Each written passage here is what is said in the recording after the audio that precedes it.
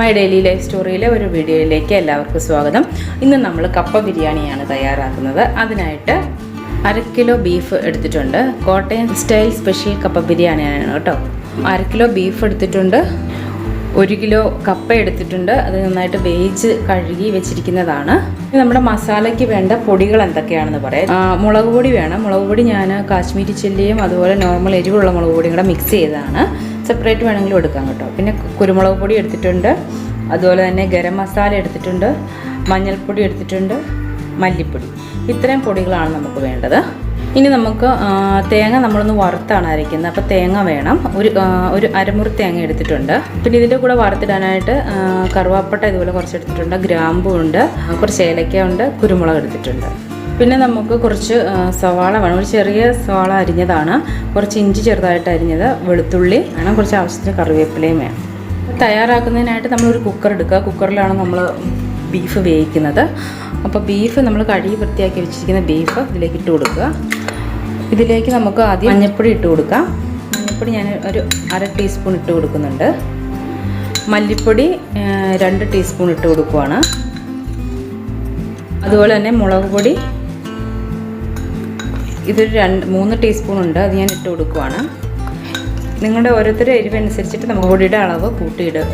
കുരുമുളക് പൊടിയും കൂടെ നമ്മൾ ഇടുന്നുണ്ട്. അതുകൊണ്ട് നോക്കിയിട്ട് വേണം ഇടാനായിട്ട്. ഞാൻ കുരുമുളക് പൊടി ഒരു 1/2 ടീസ്പൂൺ ഇടുന്നുള്ളൂ. ഗരം മസാല പൊടിയും കൂടെ ചേർക്കുക. അതൊരു 1/2 ടീസ്പൂൺ ഗരം മസാല പൊടിയും കൂടി ഇട്ടുക. ഉപ്പിട്ട് കൊടുക്കുക.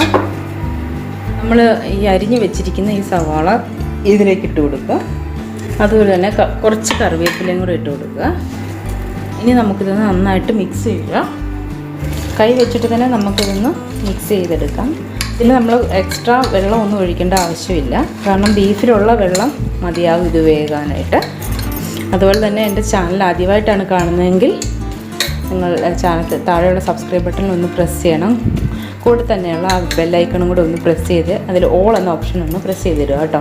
അപ്പോൾ ഞാനിടുന്ന ഓരോ വീഡിയോയും പെട്ടെന്ന് നിങ്ങൾക്ക് നോട്ടിഫിക്കേഷൻ കിട്ടും. അതുപോലെ വീഡിയോ പെട്ടെന്ന് കാണാനും പറ്റും. അപ്പോൾ ഇത് നന്നായിട്ട് ഇളക്കി ഇതുപോലെ വെച്ചിട്ടുണ്ട്. ഇനി നമ്മൾ വെള്ളം ഒഴിക്കുന്നില്ല. ഇനി നമുക്കിത് അടച്ച് കുക്കറിൽ വേവിക്കാം. 3 വിസിൽ വരുന്നിടം വരെ ലോ ഫ്ലെയിമിലിട്ട് 4 വിസിൽ വരെയാണ് കണക്ക്. അപ്പോൾ ഞാനിത് അടുപ്പ് വെച്ചിട്ടുണ്ട്. ഇനി ഈ സമയം നമുക്ക് നമ്മുടെ മസാല തയ്യാറാക്കാം. അപ്പോൾ നമുക്ക് തേങ്ങയൊന്ന് വറുത്തെടുക്കണം. നമ്മുടെ അരമുറി തേങ്ങ ഇട്ട് കൊടുക്കാം. ഇത് ഭയങ്കര ടേസ്റ്റി ആട്ടോ ഇങ്ങനെ വെക്കുന്നത്. എല്ലാവരും ഒന്ന് വെച്ച് നോക്കണം. ഇതിലേക്ക് നമുക്ക് നമ്മുടെ അരിഞ്ഞ് വെച്ചിരിക്കുന്ന ഇഞ്ചിയും വെളുത്തുള്ളിയും കൂടെ ഇട്ട് കൊടുക്കണം. നന്നായിട്ടൊന്ന് ബ്രൗൺ കളർ ആകുന്നിടം വരെ ഒന്ന് മൂപ്പിക്കണം. അതുപോലെ തന്നെ നമുക്കിതിലേക്ക് ഈ പൊടിയാൻ വേണ്ടി വെച്ച കുരുമുളകും ഏലക്കയും ഗ്രാമ്പും പട്ടയും കൂടെ ഇട്ട് കൊടുക്കാം. നമ്മൾ ലോ ഫ്ലെയിമിൽ വെച്ചിട്ട് വേണം ഇതൊന്ന് വറക്കാനായിട്ട്, അല്ലെങ്കിൽ കരിഞ്ഞു പോകും. പിന്നെ നോൺ സ്റ്റിക്കിൻ്റെ പാത്രമായതുകൊണ്ട് അത്ര വലിയ കുഴപ്പമില്ല. കുറച്ചൊന്ന് അതിൻ്റെ ആ ഒരു പച്ചപ്പ് മാറിക്കഴിയുമ്പോൾ നമുക്ക് കുറച്ച് ഓയിൽ ഒഴിച്ചു കൊടുക്കാം. 1/2 സ്പൂൺ ഓയിൽ ഒഴിച്ചാൽ മതി. ഇപ്പോൾ ഇത് നന്നായിട്ട് ഇങ്ങനെ ഇളക്കുക. ഇപ്പോൾ ഇത് നന്നായിട്ട് മൂത്ത് വന്നിട്ടുണ്ട്. സമയം നമുക്ക് കുറച്ച് മഞ്ഞൾപ്പൊടി ഇട്ട് കൊടുക്കാം. നമ്മൾ ബീഫിൽ ഇട്ടിട്ടുണ്ട്, എങ്കിലും നമുക്ക് മസാല വയ്ക്കുമ്പോൾ കുറച്ച് ഇത് വരണമല്ലോ, അതിനാണ്. അതുപോലെ തന്നെ നമുക്ക് ഇതിൻ്റെ കൂടെ ഇപ്പം മുളക് പൊടിയും കൂടി ഇടാം. ഒരു 1/2 ടീസ്പൂൺ പോലും ഇട്ടിട്ടില്ല. അപ്പോൾ നമ്മുടെ ബീഫ് ഇവിടെ ഫസ്റ്റ് വിസിൽ വന്നുകൊണ്ടിരിക്കുകയാണ്. അപ്പം ഇപ്പോൾ ഇത് നന്നായിട്ട് ഇട്ടിട്ടുണ്ട്. നന്നായിട്ട് അരച്ചെടുക്കണം. നല്ല പേസ്റ്റ് പോലെ അരയ്ക്കാം. ഒന്ന് അരച്ചെടുക്കാമേ. നമുക്ക് നമ്മുടെ കപ്പയൊന്ന് കുഴച്ച് വയ്ക്കാം.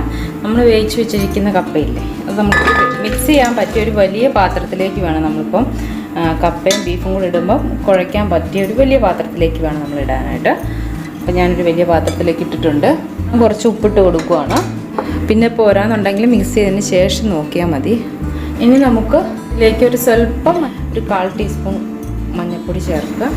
എന്നിട്ട് നന്നായിട്ട് ഇങ്ങനെ ഒന്ന് കുഴച്ച് വയ്ക്കുക. നല്ലതായിട്ട് കുഴച്ചെടുക്കണം. നന്നായിട്ട് ഞാൻ കുഴച്ച് വെച്ചിട്ടുണ്ട്. ഇനി ഇതിലേക്ക് നമ്മൾ അരച്ച് വെച്ചിരിക്കുന്ന മസാല തേങ്ങയെല്ലാം കൂടെ അരച്ചില്ലേ, അത് ഇട്ട് കൊടുക്കുക. ഇതാണ് വേവിച്ച് വെച്ചിരിക്കുന്ന ബീഫ്. നന്നായിട്ട് പാത്തിന് വെന്തിട്ടുണ്ട്. അതിൽ കുറച്ച് വെള്ളമൂടെ ഉണ്ട്. ഇത് ഫുള്ള് നമുക്ക് ഇതിലേക്ക് ഒഴിച്ചു കൊടുക്കണം. കാരണം ഈ വെള്ളത്തിലേക്ക് നമ്മുടെ മസാല എരിവും ഇതിൻ്റെ എല്ലാ ഗുണങ്ങളും എല്ലാം ഇതിലേക്ക് ഇറങ്ങിയിട്ടുണ്ട്. അപ്പോൾ നമ്മൾ ഈ വെള്ളം കളയരുത്, ഇതിലേക്ക് ഒഴിക്കണം. ബീഫ് ഇട്ട് കൊടുക്കുവാണ്. അപ്പോൾ നമ്മൾ ബീഫിൽ വെള്ളം ഒഴിക്കാഞ്ഞിട്ട് തന്നെ ഇത്ര വെള്ളം ബീഫിൽ വന്നു. ഇപ്പം കുറച്ച് വെള്ളമുണ്ട്, കുഴപ്പമില്ല. നമുക്കത് ഉണ്ടോ? അപ്പോൾ തന്നെ ആ ബീഫിലെ വെള്ളം ഒടിച്ചപ്പോൾ തന്നെ ഇങ്ങനെയുണ്ട്. ഇനി നമുക്കിത് അടുപ്പത്ത് വെച്ച് ഇതൊന്ന് കുറച്ച് വറ്റിച്ചെടുക്കണം.